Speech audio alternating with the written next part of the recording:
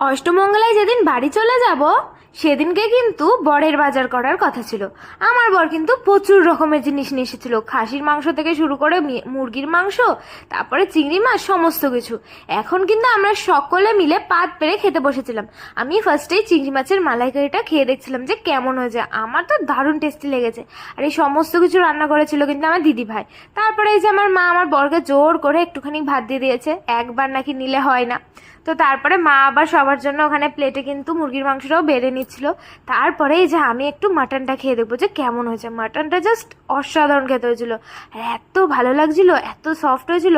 আমার তো এখনই জাস্ট দেখে জিভে জল চলে আসছে। তো খাওয়া দাওয়ার পরে রেডি সেডি হয়ে কিন্তু বাইরে বেরিয়ে পড়েছিলাম বাড়ি যাওয়ার জন্য।